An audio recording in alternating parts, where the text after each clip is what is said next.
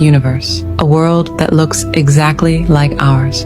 Does anyone else feel like time is getting faster? Seriously, every day, week, month is just flying by. The largest man-made machine on planet Earth is a Large Hadron Collider in Geneva, and it's known as CERN. And the Chinese are building one 10 times the size of. There are beings from portals coming in and out. It's physicists from the CERN who told me this. They've tested. What happens if you put your head inside of a particle accelerator and turn it on? Kind of like this Hot Wheels loop. Particle accelerators.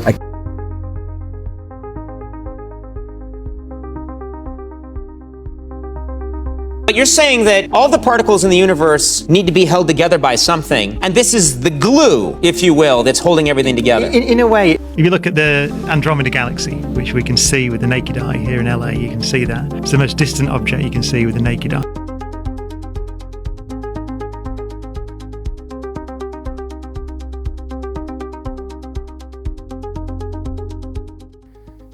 Ever since 2012, millions have said the world hasn't felt the same. People swear the days are shorter, the years fly by. Some even believe we were pulled through a portal. Tonight we're diving into the question, did CERN break the timeline? Welcome to High Frequency Chaos. Let's get diving.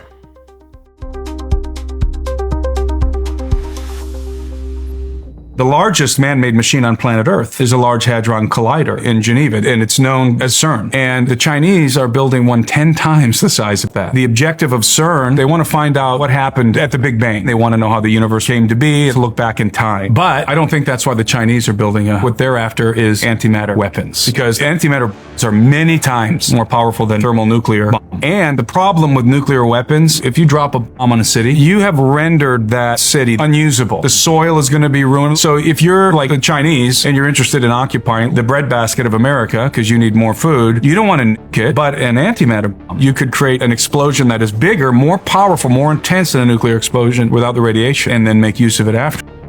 There are beings from portals coming in and out. It's physicists from the CERN who told me this. They've testified to beings coming in and out of portals.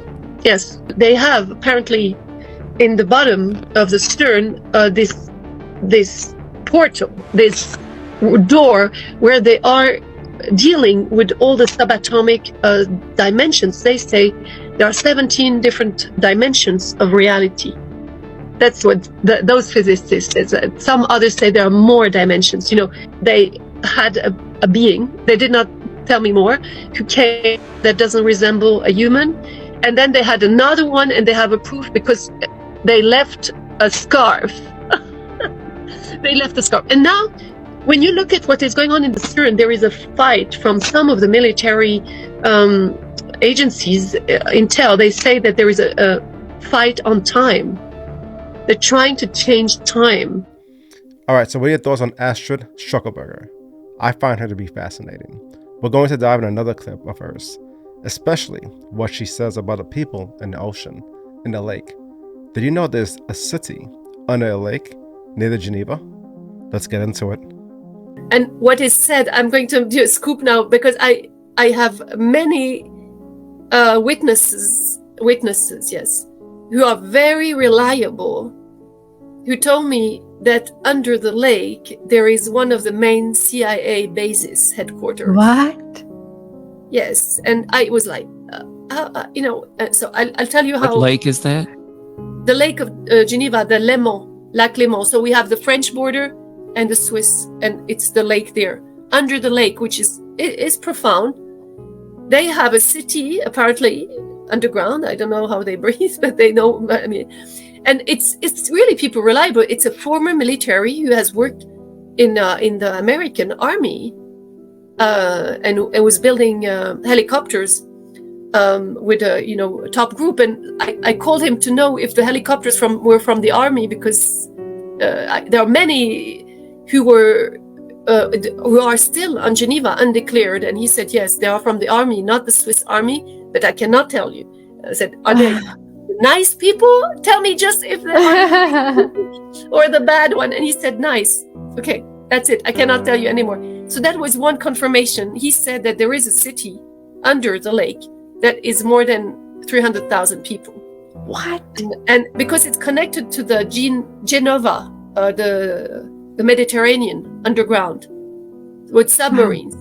Now, another proof is that the Russians, a Russian delegation, came very discreetly on the other side of Geneva of the lake, and it's a monastery who told me that, and many people who are in that village, they saw them come with a submarine, a bathyscaphe, and they were going under the lake of Geneva during 1 week. They were doing investigation. So there is something fishy, it's literal, figurative fishy in this lake. So it explains why it's so important, but it doesn't explain why they chose Geneva to build all this, and it is energetically. Apparently, geobiologically, every big mountain is a point of energy on the cities under in the world, and there are some that have more energy, like the Mont Blanc, the Monte Bianco, which is, I can see it from my window. You know, it's a beautiful mountain. Yeah, it's 4,000 meters. I don't know how much it is in feet, but it is the highest in Europe for more than 4,000, almost 5,000. I feel like this all has to be connected to a lot of these unidentified subversible phenomenon that we're seeing. The fact that we've got these cities underwater, and a lot of people who are in the UAP, UFO world have said these beings aren't just starting to visit us. They've been here and they're still here. And you would have to think that some of these have to be underwater. What happens if you put your head inside of a particle accelerator and turn it on? Kind of like this Hot Wheels loop. Particle accelerators accelerate particles to nearly the speed of light. And this guy, Anatoly Bugorsky, was unfortunate enough to stick his head inside of one while it was on, and this is what happened to him. Scientists use these giant circular machines, also known as atom smashers, to see how subatomic particles like protons behave while traveling at the speed of light, doing tests like crashing them into each other and other complex science stuff. And yes, I said at the speed of light. Well, almost. They get it up to like 99.99999% the speed of light, because 100% is still impossible at the moment, but hey, we're getting close. They do this by accelerating subatomic particles like protons in a long circular vacuum tube that's colder than space. They start off in a smaller loop where they use electric currents from really strong batteries to get the particles moving fast, and magnets to keep the particles on a stable path as they curve through the loop to be fed back into the batteries and get even faster. This feedback loop gets them fast enough until they're fed into a bigger loop to reach even higher speeds. And they inject a second set of protons here so they could play Ring Around the Rosie with each other and just keep getting faster. They're then fed into the final loop where the two sets of protons are accelerated in opposite directions so they could collide into each other and do science. This right here would be the Large Hadron Collider, the biggest particle accelerator in the world at 27 kilometers in circumference, where the protons traveled the entire circular distance more than 11,000 times per second. So yeah, it's fast. The LHC is in Switzerland and contains 1.8 billion kilometers of wires, enough to go the distance of not around Earth, but of Earth's entire orbit around the sun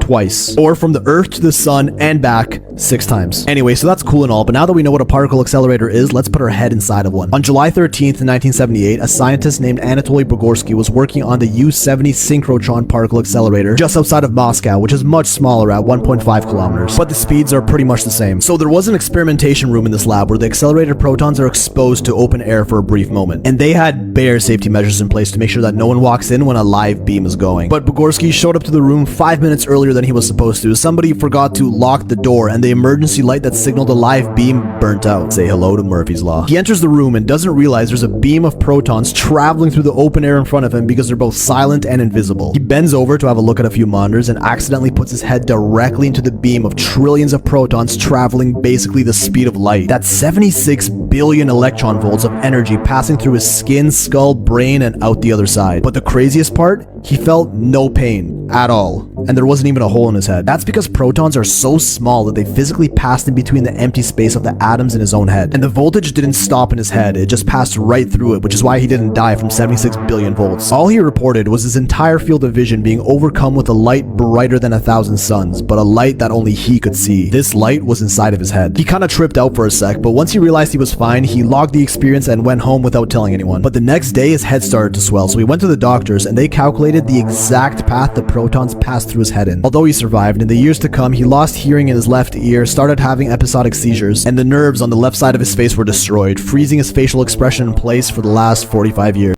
That was wild. What are your thoughts so far on that? As always, the links for all these talks are in the description. Happy hunting!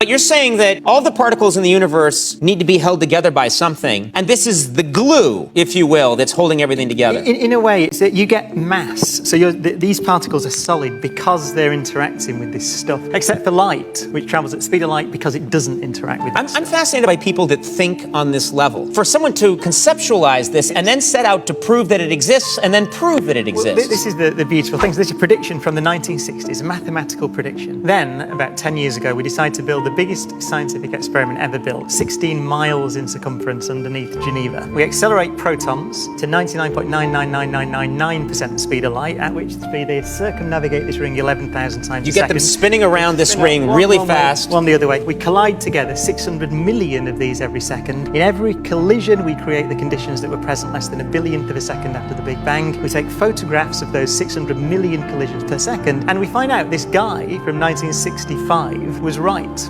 Most distant object you can see with the naked eye, and it's about 2 million light years away, which means the light took 2 million years to get to us. So it's a long way away. So as you look further out into the universe to more and more distant galaxies, you're looking further back in time, because you look at something that's a billion light years away, then the light took a billion years to get to us. So you see it as it was a billion years in the past. And we can actually look so far out that we can see almost back to 13.8 billion years ago, which is very close to the Big Bang. So we can look to light that began its journey before there were galaxies, and that's the oldest light in the universe. Which is, by the way, one of the pieces of evidence when people say I don't believe in the Big Bang. The answer is, well, you can see it. So it's just there. You can see it. We have pictures of it.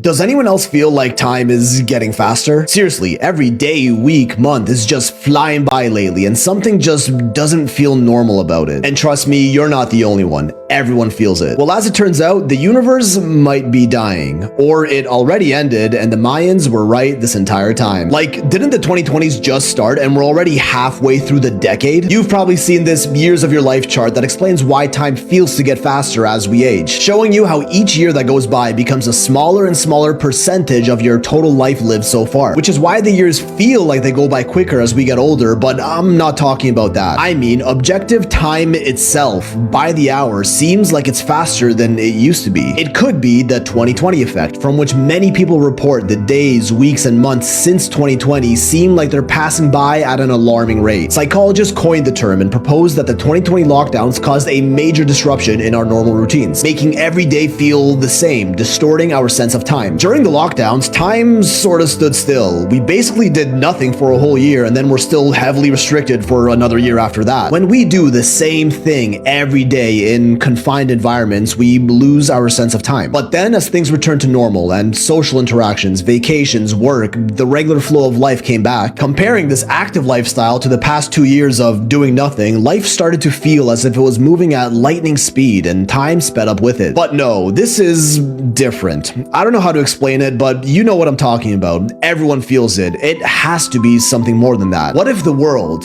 the entire universe actually, is ending? There are many scientifically backed theories that propose how the universe may end, one of which is called the Big Crunch. It's sort of just the opposite of the Big Bang, which was a huge explosion that created the entire universe. All matter, galaxies, black holes, stars, and planets that we have today. Scientists have observed that the universe itself is actually continually expanding out in every direction faster than the speed of light ever since. This is because of dark energy, the dominant force that causes this expansion, and we don't exactly know how it works. The Big Crunch hypothesizes that this expansion will eventually lose its momentum, slow down, and possibly even stop. If this happens, the force of gravity of all the objects inside this enormous universe would take over dark energy as the dominant force in play. And what does gravity do? Brings everything back to the center. All objects in the universe would slowly collide inwards towards each other, bringing the edge of the universe itself in with them. The entire universe gets smaller and denser, which makes it really hot and eventually collapses back to its singular point of infinite density that was the start of the Big Bang, which may even trigger a new Big Bang, and the universe universe would start all over again in an infinite cycle of big bangs and big crunches that goes on forever. And we're just currently living in one of those cycles. Now, the theory here is, since space and time are directly related, as per Einstein, when the fabric of space gets smaller, so does time. Imagine the entire timeline of the universe as a spring, and passing down the spring is us passing through time. As space collapses, that timeline spring, in theory, condenses as well, making the journey of passing down the spring shorter and quicker. So whereas before, getting from, say, day 1 to day 2 on the timeline of the universe took 1 unit of perceived time, now experiencing that same segment of time from day 1 to 2 only takes 0.9 units of perceived time, resulting in the same segment of time feeling like it goes by quicker.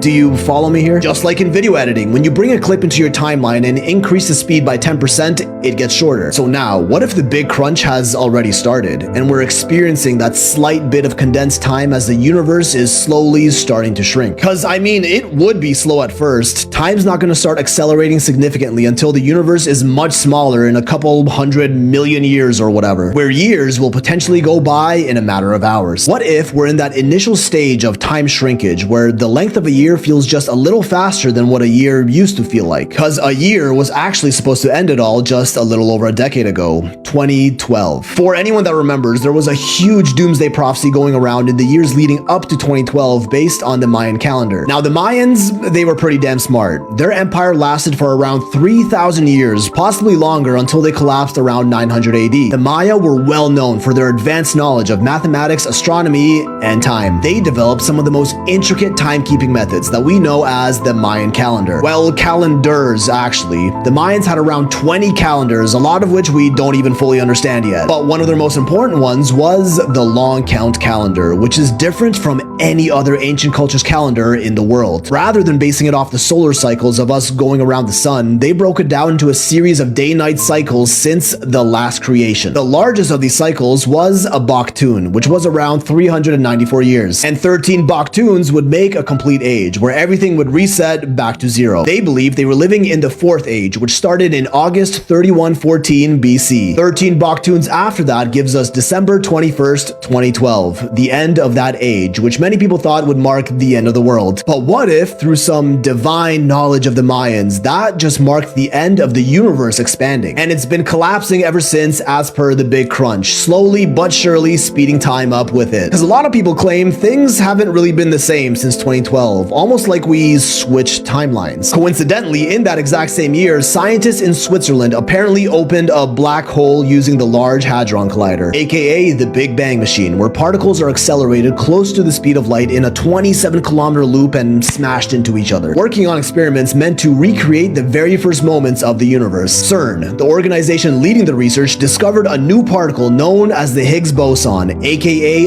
the God particle, in 2012. The Higgs boson is a special type of particle that we can't exactly interact with, but permeates the entire fabric of space and basically allows matter to exist. It's complicated, I know, which many scientists actually warned the creation of this particle may form a black hole that would consume the Earth and our entire solar system in a split second. Well, it actually might have already done that, and reality as we knew it ended in 2012. It happened so fast that none of us could notice, and we're currently living inside that black hole and are experiencing the time dilation effects of its immense gravity, or we just switched to a completely different timeline. Because if you look at it, that's also around the same time that people started having collective memories about things that never happened, known as the Mandela-Effect. You know, when a large group of people recall something being different than what it really was. Popular ones like the Berenstain Bears, Jif Peanut Butter, the Monopoly Man never had a monocle, the cornucopia in Fruit of the Loom, which I swear I can remember that one. We Are the Champions doesn't end with of the world. Remember the Energizer Bunny that strolled around beating his drum? He had a battery on his back, right? Nope, it is and always has been on his leg. Like,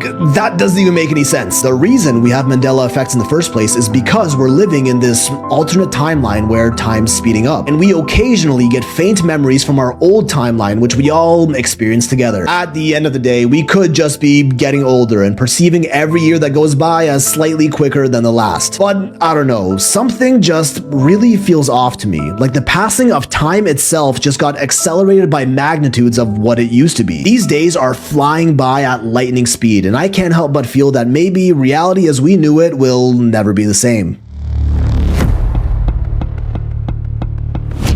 Did you know? In quantum physics, time doesn't even exist. The equations that describe our universe, they work perfectly without time. At the quantum level, particles don't travel from the past to the future. They don't move. They simply exist. Some scientists believe time is just a trick, an illusion your brain uses to organize change. Now imagine this: the past, the present, and the future are all happening right now, like pages in a book, already written.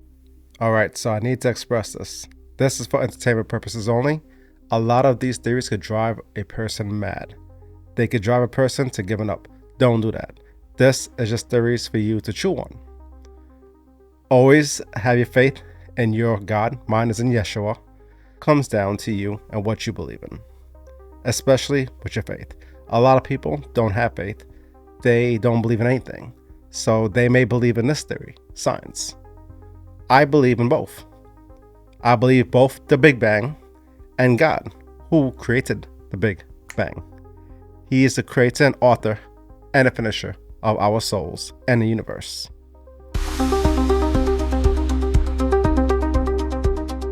Did you know that in recent years there has been more and more talk of time speeding up? You've probably noticed it yourself. The acceleration started around 1980. Scientists are noticing that time is passing faster. People have less time to do things than they used to, and scientists are already putting numbers on it. A modern day is equivalent to 18 hours, not 24. People now in their 40s look like people in their 30s used to look. For example, monks in a monastery on the holy island of Mount Athos noticed this because they didn't have enough time to pray. For centuries, they have been reading the same prayer book, and now they don't have time to read it in a day. And in Tibet, there is a monastery in which every day at the same time monks burn candles that should burn exactly 24 hours. The technology of production of these candles do not change for hundreds of years. So, since some time, the monks have noticed that the candle does not have time to burn out in 24 hours. And the most frightening thing is that every year, time begins to fly faster and faster. By the way, have you ever noticed that time has gotten faster? Or is it all a game of our brain and imagination? This is one of the most important videos that I'm going to do. If you're interested in this, if you're wondering, if you're feeling different, if you've been feeling the shifts, just watch this video in its entirety. And if you can't watch it right now, make sure you save it so you can come back to it. So I'm going to get right into it. Yes, time has been moving faster. Our government here in the United States has even said that they have a machine, they have something that can change time and space, which they've already been using. If you take in the collective of everyone, the Schumann resonance, the timeline shifts there, and what no one realizes, the solar flares have an effect as well. Every single one of us has a different timeline, a different perception. Within all the knowledge, everything that is happening so quickly, with so many ascending to different timelines, that in and of itself makes time feel like it's going faster. Why do you think they're so invested in AI? Why do you think they're wanting to use it? Because there is something coming that we need that. As much as I don't want to say that, I know it. There's something coming. There's so many multiverses. There's many parallel universes on top of this one here. And there's times that we're shifting through each and every one. There's certain computer chips. You know, I want to be careful of the things that I say here within this. And also, too, this is all for entertainment purposes only. Freaking TikTok, what up? This computer chip, to learn more, to make sure it gets all the knowledge it needs for this Earth here, goes into parallel realities to learn what's going on. I'm telling you, crypto and other realities, it's everything. Everything's going to shift. Everything's going to change. Here's the key. Now, I'm not saying this to freak you out, to be fear-mongering, anything like that. But if you don't understand the law of vibration, if you don't figure out your frequency, if you don't understand and realize that manifestation is real, it's what everything is. Everything manifests into a certain vibration and frequency. And if you don't figure that out, you're going to be left behind. It's not going to be good. Why do you think the biggest focus is fear-mongering? Why do you think they're trying so hard to keep people just stuck in the fear? When you're in a state of fear and everything that goes with it, your pineal gland calcifies. Your heart, the frequency of it, it lowers. They do not want you manifesting the life that you want. They do not want you being a light being. You being afraid is what helps them, what gets them ahead. So, time is moving faster, but time is also moving up and down through different reality. Have you been feeling the timeline ascension, the physical and mental symptoms? Let me know if you want me to do a video on that. And by the time some of you see this, it will already be past July 4th. Godspeed, Spider-Man. In all seriousness, though, y'all, This is an incredible time to be alive. We are at the precipice of a new frontier, a new era. And it's so interesting because even astrologically, it is all being shown right in front of our eyes. As always, we don't fearmonger. And we certainly don't believe in fear. For God has not given us that spirit, but a power, love, and a sound mind. Alright? The reason why time feels like it's going faster is because it is. The Earth is spinning faster. All the atomic clocks on the planet correspond to the Earth's rotation and are synced to it. That means if you take an old school alarm clock and sync it to a cell phone, you'll lose 4 to 8 minutes per week. Try it out. Have you been feeling like time been moving by very fast lately? Or has your days been feeling a lot shorter? Well, don't even worry about it. I'm finna tell you exactly why. Welcome to Woke Science, where I break down what's really going on. 2021 is actually supposed to be shorter because Earth is spinning faster than normal. New York Times also posted this and said this hasn't happened in the past half century. Meaning this ain't happened in the last 50 years, bruh. You wasn't even alive yet. So what is that supposed to mean? It means that technically there is no longer 24 hours in a day. And if you guys want more evidence, man, here go another article. A day on Earth is now shorter than 24 hours, and here's why. Earth is rotating on its axis faster than it has in half a century, which is why your day has been feeling a lot shorter lately. If you guys learn anything, man, let me know in the comment section. Share this to all your friends and follow for more Woke Science. Time is speeding up, y'all. The time is speeding up. I know a lot of other people out there are making content about this too, but like so seriously, it's not an age thing. The time is speeding up. The days are going by faster than they are supposed to, y'all. Like, this is not normal. I have been noticing this for 2 years now, and in the past 6 months especially, it's like they're speeding it up somehow, some way. It might sound crazy to some people, but those of us who notice this and who have very good pattern recognition skills are onto something here. Like, our days are going by too fast, and a lot of people are running around, living their everyday life, stressed out and rushing to do everything.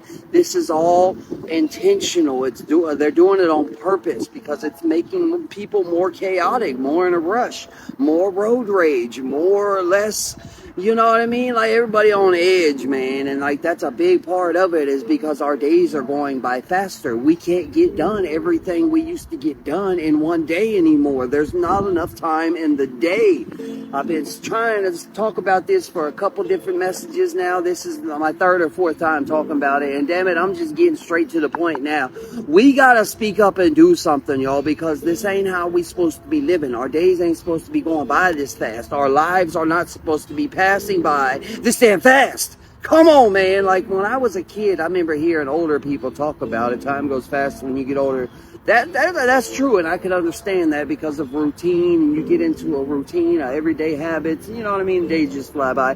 Plus, when you got kids, they start getting older, and then the years really go by faster. But it's more than that, y'all. It's not just an age thing. I'm only about to be 42 years old next month. I started noticing the time speeding up like about 2 years ago, like I said, but in the past 6 months, like, I'm intentionally paying attention and like testing things, and I have proof of it, y'all. Like, who else out there notices this, or am I just freaking out? Because I know that I ain't the only damn one, y'all. And if you feel the same way, drop in the comments what you think it is. Like, is it our government? Well, how are they doing this? And what do you think we should do about it? Y'all, like, the only thing we can do is keep on living and learning and loving life. So let's keep doing that. Stay blessed, y'all. Bless. So nobody else is curious as to how the fuck it's almost Friday again already. Like, we're just going to keep denying that they've sped time up on us? Is that what we're gonna do? Okay, what's going on with time? Does it feel like it's moving way faster? Am I the only one? Like, I don't mean like time flies when you're having fun or like I'm so busy. Like, yet another week has passed and I just don't understand it. Am I the only one? Is this because I'm getting older? Do you feel this way? Let me know. Guys, every day it's getting worse. Can we talk about the state that the world's in? Time is going by so fast. Like, at this point, you can't say that you don't notice. And it's crazy that there's an actual hadith for this. I pulled this up on Deen Buddy. The Prophet, peace be upon him, has said, "You will see that the time will come when a year will seem shorter than a month will seem shorter than a week, and a week will seem shorter than a day. A day will seem shorter than an hour, and one will see time moving quickly." That is an end time sign. This is your sign to memorize the first 10 verses of Surah Al-Kahf, because they're just prepping right now. The way that the world is so fast-paced now, from tech to jobs to AI to all these things, new innovations, at this point, you need to move as fast as you can. Stop thinking, stop overthinking, stop procrastinating, stop being depressed. You don't have time for this.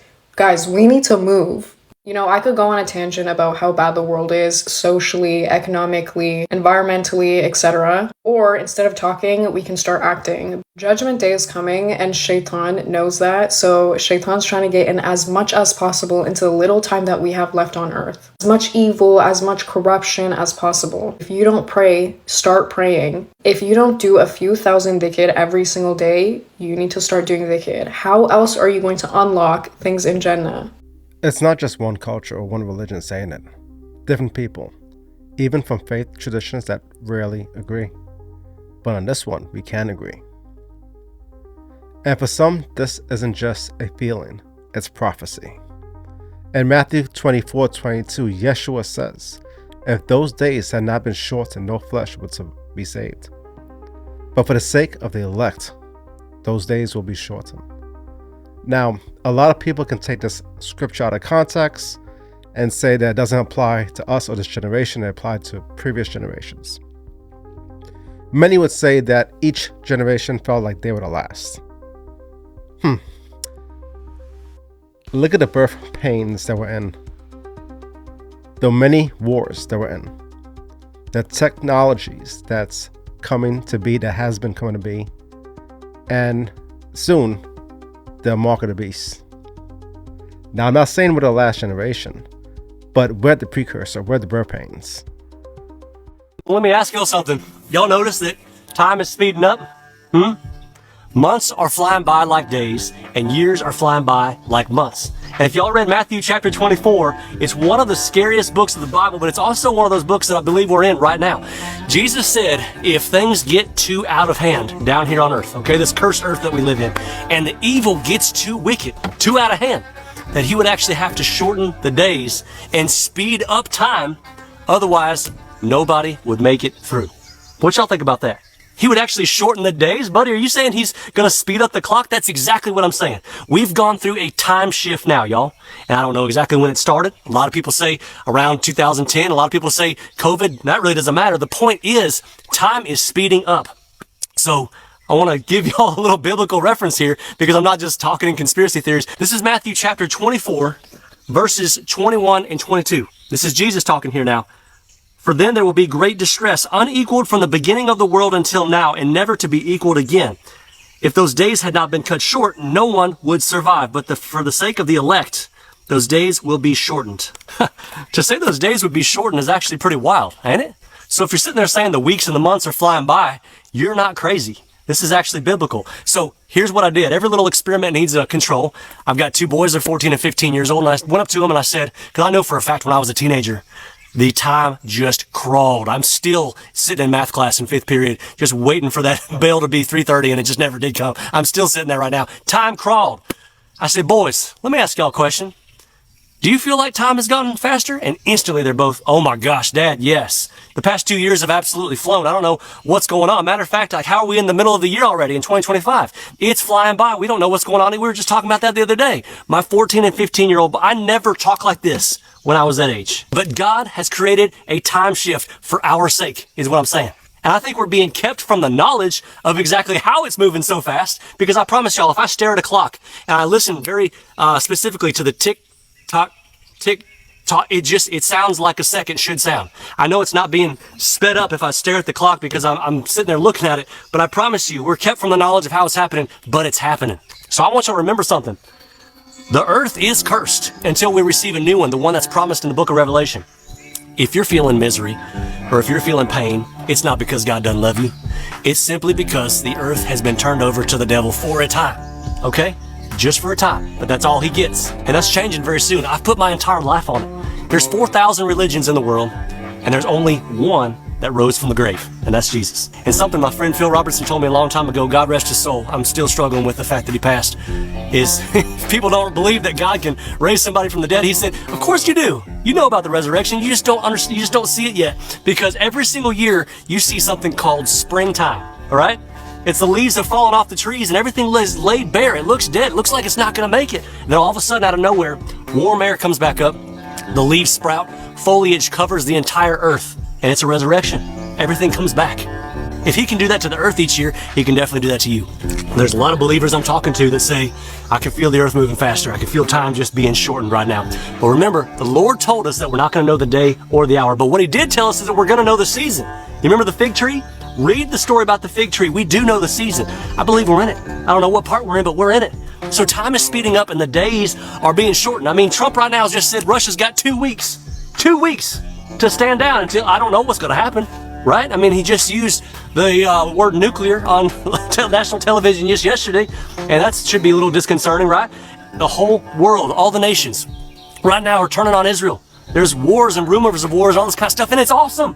This is fantastic. Somebody's like, how can you talk about end times, buddy, with a big smile on your face? Because I know where I'm going, because I know I'm not a citizen of this earth, because I know exactly where I belong. And this is a beautiful place. I'm so incredibly blessed that God has given me what he's given me in this lifetime right here to get to experience this thing. But this ain't it. This ain't it. You probably know that the Earth is divided into 24 time zones, but why do they look so weird? You see, time starts at the prime meridian, Greenwich, or 0 UTC, Coordinated Universal Time. All zones east of Greenwich have positive offsets, while those to the west have negative offsets. So, when you were in Los Angeles, you were in the UTC -8 time zone. But if the time zones remained perfectly straight, there would be a number of inconveniences. For example, in Phoenix, one part of the city would be in UTC -7 and another in -8, creating a 1-hour difference and significant confusion. For this reason, it was decided to change the time zone boundaries based on the borders of countries and regions. The country with the largest number of time zones is France. Thanks to its numerous overseas departments, it covers 12 time zones. At the same time, a giant like China technically covers 5 time zones, but decided to use only one for the whole country. As a result, Western cities like Kashgar are still dark at 10 a.m.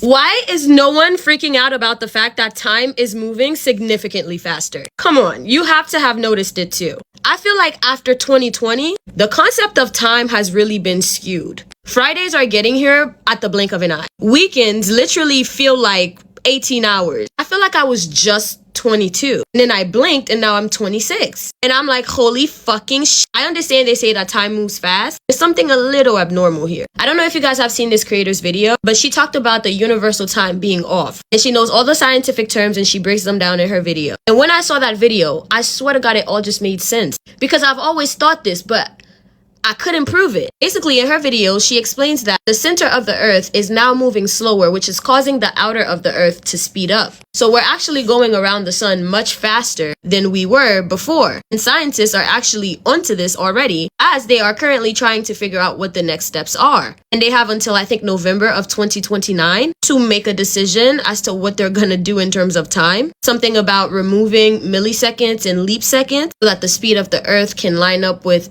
time. Which, if you're a conspiracy theorist, well, I don't even think you have to be a conspiracy theorist for you to know that time is literally made up. Like, it's a man-made concept. It's literally the tracking of the sun. That was the original concept of time. But even that to me is just, it's a little weird to me. Does the sun actually go around the earth every day at the same speed? And if time is not real, how would you calculate that? I don't know. But I recommend you guys go watch that creator's video. She went really in depth. So if you're one of those people who feel like time has really been just speeding, you're not the only one. Universally, which means worldwide, the whole shit is off. So food for thought. All right, from your favorite Haitian homegirl. Nobody's talking about the fact that by 2026, scientists have to determine if they have to shave off 1 second up to 60 seconds of universal time. Within the past 24 hours, scientists have determined that the polar ice is melting so quickly that it's literally changing the Earth's rotation and it's messing with time itself. Now, when I speak of time, I'm talking about the Universal Coordinated Time System. That means wherever you are in the world, everyone has to abide by the Universal Time Coordinated System. To put it in the simplest terms possible, the Earth's core is slowing down, which is causing the exterior of the Earth, which we live on, to actually maintain and speed up at the same time. They're basically saying that scientists have done so much to the Earth with climate change and digging and looking for fossil fuels, that the Earth is actually speeding up and we may have to shave off a second of time. Now, you're probably thinking, how is that a bad thing? Because we have to shave off a possible 1 second or milliseconds to a minute of time by 2026, this is going to cause all electronics to have to be reconfigured. Everything that we use now, from computers to cell phones, every and anything you can think of that is electronic, is precisely configured right down to the second. So if they have to shave off even a millisecond, even 1 second or 60 seconds worth of time, that's going to throw off everything that the universal time coordinated goes by. Right now, scientists really don't know why this is happening, but they're going to have a huge meeting in the year of 2026 to determine how much of time they're actually going to shave off. And when they do this, they're actually going to have until 2030 to actually implement it, because the entire world at that point, every electronic you can think of that uses the universal coordinated time will have to be configured, or everything will be thrown off. The idea that time isn't at a constant flow at all anymore. It's something we perceive in slices. And the slices may not always have been even. But what if the tampering didn't just start in 2012? What if the timeline we grew up learning in school was already altered long ago? This theory claims hundreds of years were either fabricated or lost. Some say we're actually in the 1700s by a truer count. It sounds wild, I know, but after hearing about clocks changing and time slipping, it raises a fair question. Do we truly know what timeline we're in?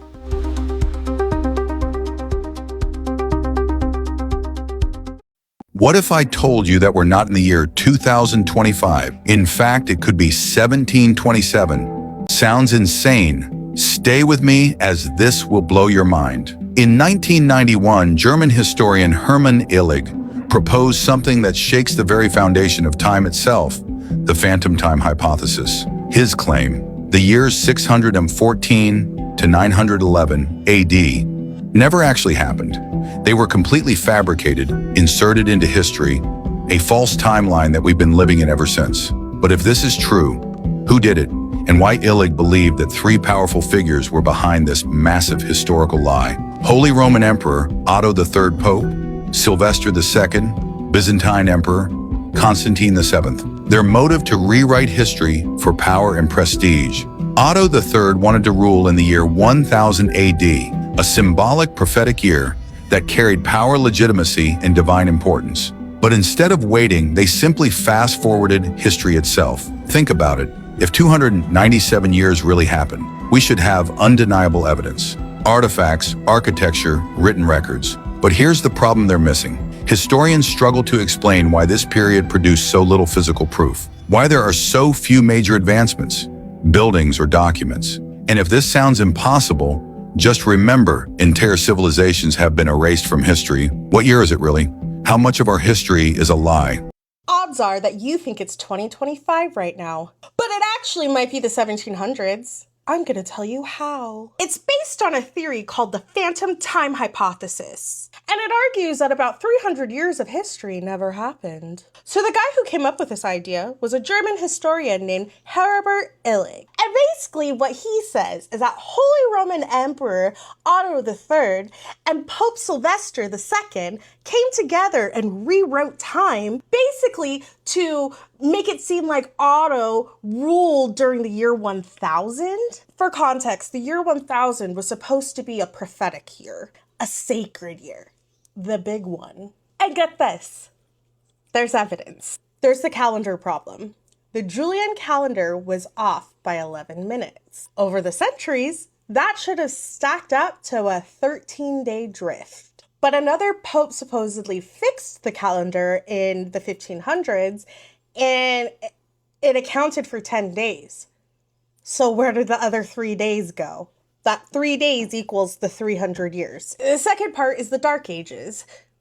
We have no history from that period of time, specifically the 640 to 900 AD. There's few inventions, very little art, and not very many records. So it's literally like Europe just hit pause for 300 years. And then there's the stars. Literally, the stars.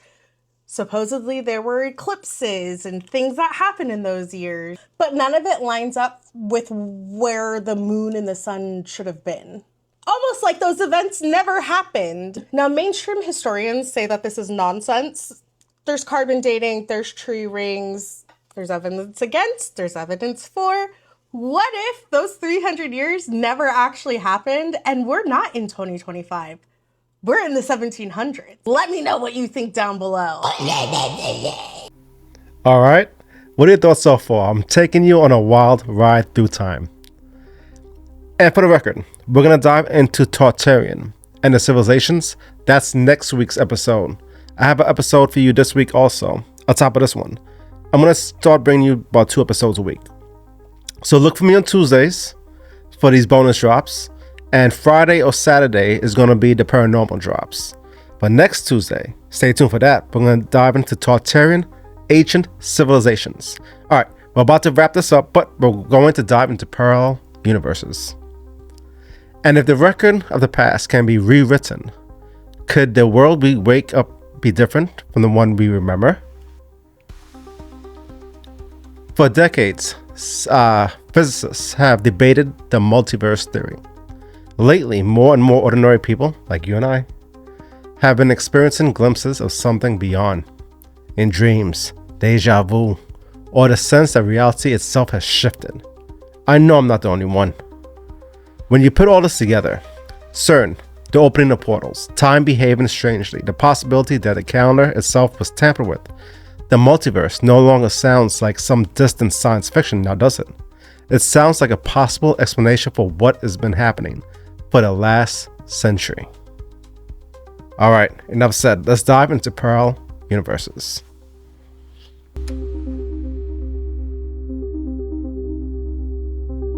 Parallel universe, a world that looks exactly like ours. Would you believe me if I told you that somewhere in this vast universe, there exists another person who looks exactly like you? According to quantum physics, an electron can exist in many places at the same time. And since our human body is also made up of electrons, this means that there could be another version of you living in a parallel universe at the very same moment. Many scientists also believe that every thought we have or every decision we make creates a new universe. That's why it's possible that in some universe, you might be a footballer or even a big celebrity, because the things we imagine don't just come randomly into our mind. They might actually be happening in another universe. And maybe, right now, another you is wondering the same thing, asking the same question in a universe that looks just like this one. All right, I had to pause right there real quick. Every night when I go to sleep, when I dream, I truly believe I'm entering a parallel universe. We're going to do a deep dive on dreams and the correlation between parallel universes and dream hopping, dream walking. Some people believe dream walking is on a more spiritual sense. My idea of dream walking is me walking into my parallel self. My dreams be so intense and so vivid. I recognize people that I've never met before. And I still remember them when I wake up from these vivid dreams. All right, let's dive into parallel universe. We're about to wrap this up. Stay tuned because I have much more to show you. If your dreams could be a glimpse of a parallel life you are leading in another universe, brace yourself. This will give you shivers. There's a theory suggesting that our dreams aren't merely figments of our imagination, but real glimpses into other dimensions where a version of ourselves is living a slightly or radically different life. Each time you wake up from a dream that felt incredibly real, it might be because it was real, but in a parallel world. The decisions you made in that dream are reflecting choices you've made in another life. It's a concept of the multiverse that broadens the horizons of what we consider our reality. In other words, your dream last night was not just a dream. It was a day in your life in another universe. And every night you get the chance to visit this other you, to explore paths you haven't taken here. It raises a dizzying question. What if the you in that universe is dreaming about your current life right now? It's an endless loop of possibilities and coexisting realities. You were speaking about parallel universes. Right. It's 7 of them. How do they exist? I mean, how do we know there's parallel universes? All right. Is that chair you sitting on solid? Yeah. It's an atom. That's not solid. It's 0.99999% solid, so it's not solid. It's moving, but you can't go through it yet unless you vibrate right. If you vibrate right, you'll go through that floor. You don't get it. We live in a magic world. The world's not real. When you sleep and when you awake, it's the same. But only thing when you come in this world, you get your taste. And in your other world, you don't get your taste. That's another universe too. I can control it. And you can too. When you do control it, you just don't know it yet. If you think something, and then you say something, and then you go do something, that's gonna happen. If you think like, I wanna be rich, then you gonna be rich if you start moving like you're rich. So it's kind of like you get to choose. That's one thing I like about life, right? Because you get to choose. So when we dream, what is that? You go into that dimension, right? You're supposed to bring information back from there. See, a lot of people just dream and they get up and say, I just had this dream, and they don't understand they're supposed to use that information. Because you kind of like got that from God. So what about the dreams that you can remember it vividly, but it's like gone in a split second, right? That's when it gotta get confusing. Like, I don't know if I'm sleeping when I'm awake or when I'm sleeping when I'm awake. I kind of like don't know the difference.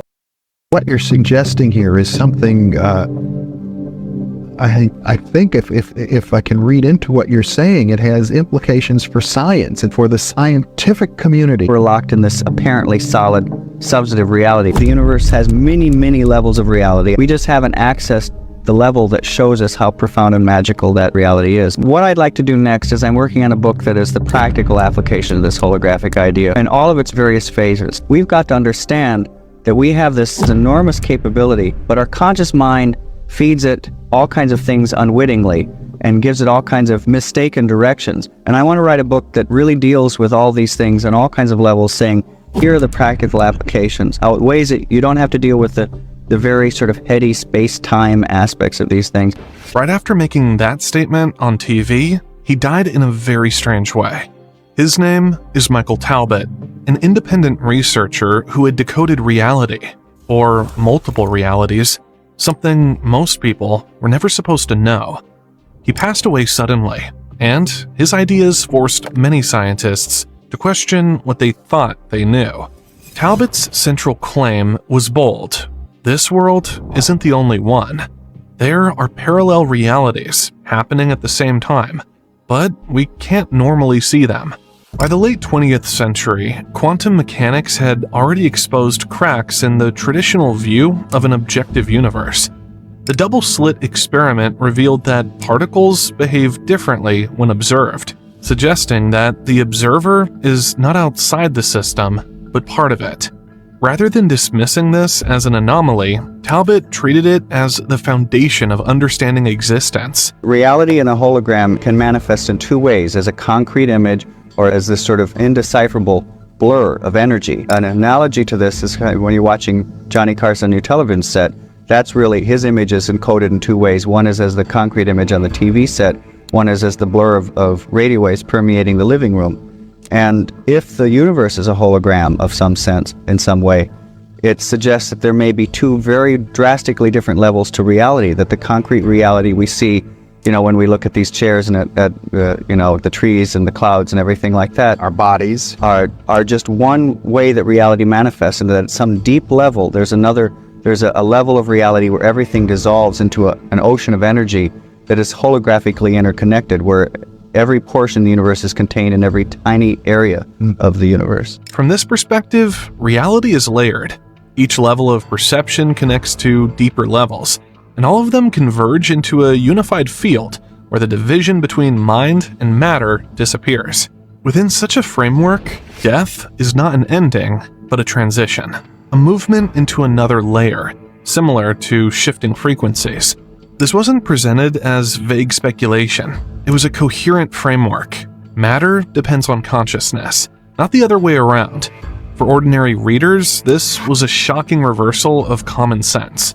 For certain institutions, it overlapped with secret research into altered states and perception.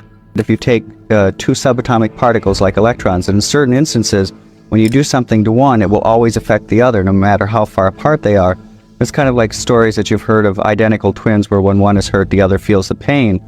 And the problem is that we can find no process known to physics that explains how these could be sending a signal back and forth. In fact, because it would have to be faster than the speed of light. Instantaneous. It would have to be an instantaneous signal, and Einstein's theory of relativity said you can't have instantaneous signals because it would mean that you could violate the time barrier and conceivably call your grandfather and tell him not to marry your grandmother. And most physicists say, well, this would be just too troubling to incorporate into a rational picture of reality. Think about identical twins. There are countless stories where one feels something the moment the other is hurt or in danger, even if they're miles apart. It's hard to explain that in normal physical terms. Talbot connected this with what physics was already finding at the quantum level.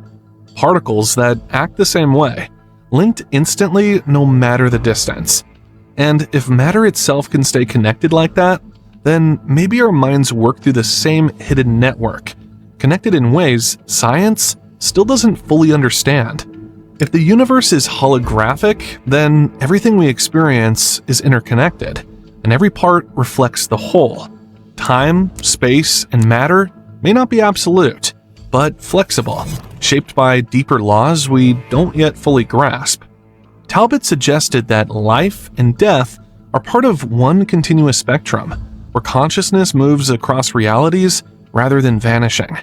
Just as this message began to spread more widely, he died, and what he left behind continues to raise questions about the very structure of existence. At a deeper level, a very holographic level of reality, every particle in the universe collapses to a sort of cosmic unity. They're not signaling each other. They're like that fish where there's the level of the aquarium. And so what that means, talking about words, is that there is no separation between electrons. Furthermore, there's no separation between people.